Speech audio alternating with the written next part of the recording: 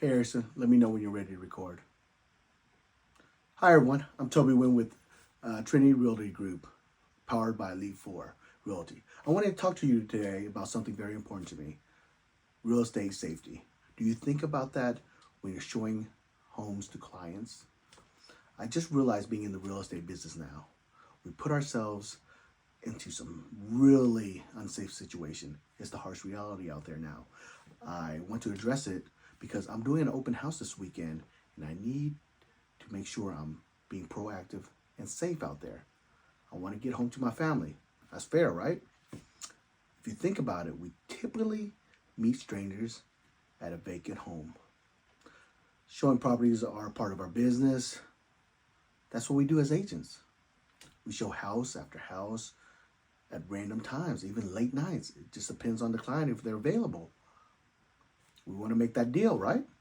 I have 5 tips for staying safe as a real estate agent. If you want to know, please keep watching. Number 1, research. Do your research on your lead, your potential clients, your due diligence, because it works both ways. They can be researching about you, trying to figure out where you're coming from, who you are. Not trying to scare you, but this could happen. Be proactive. Screen your leads before meeting them and look out for red flags.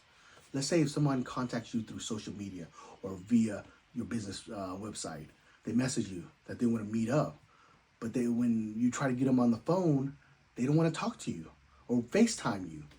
Consider that a red flag. You should be meeting people at a public place before meeting them at a house, any house, especially a vacant house. 2, share your location. Turn on your GPS. Let people know where you're at. This is the time. Share it with a friend, a family. Let them see your location. Okay? If you have multiple showings in one day, send your schedule to someone from start to finish, all right? Shoot them a text in between the showings. Let them know that you're safe. Hey, I'm going to the next one, all right?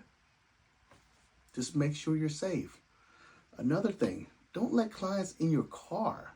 It could be a safety issue, a liability issue, just in case you get hurt or in a wreck or something. I recommend that they drive separately. There are exceptions, like you have a close friend or a family member that's your client. Yeah, sure. But if you don't know the person and you're meeting for the first time or whatnot, and they insist on riding with you and they want to drive separately, that's a red flag. Number 3, let's talk about emergency SOS. It's simple as that. It's on your phone, all right? If you don't know about it, if you have an iPhone, all you have to do is press the lock button and the top volume button, and it pops up the emergency SOS. Slide it to the right. It'll call your emergency service. It'll alert your emergency contacts and share your medical ID. If you haven't set that up yet, just Google how to do that, right?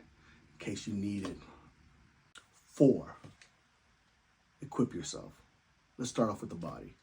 If you don't have access to weapons, learn some basic self-defense, all right? YouTube it. Google basic self-defense. Something will show up. Learn something, all right? Or find a class. It's that simple. It's beneficial for you if you get into a situation when there's an assailant involved, all right? Say you're going to a showing and you go a little early, prep yourself up, and you're at the lockbox trying to get the key, and then there's somebody behind you that you didn't even realize. You're so focused on the code, all right? And while you're punching it in, they're grabbing your hair or bear hugging you. What do? You need to know self-defense. Simple as that.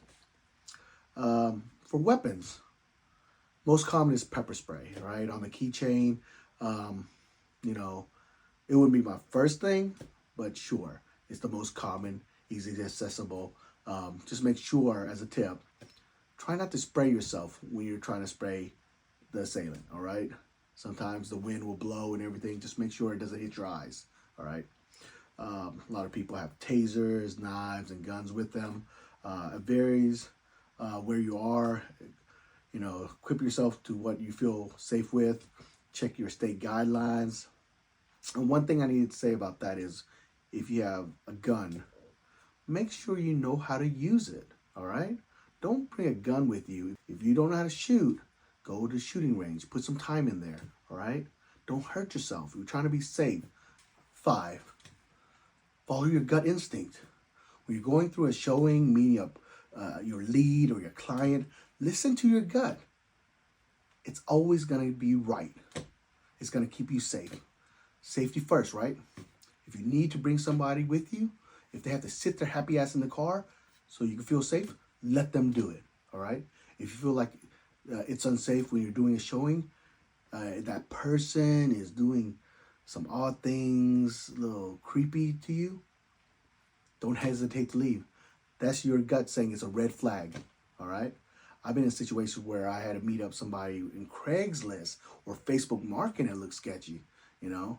One time, somebody gave me an address to go get an item, and I Google Earthed it, and it was going to send me to a plot of land. So think about that, guys. Do your research. Make sure it's safe. And if your gut is telling you not to go or not to meet up somebody, don't do it, all right? Thanks for watching, guys. If you have any tips or tricks, comment below, okay? All right, Harrison, cut, okay? We're done.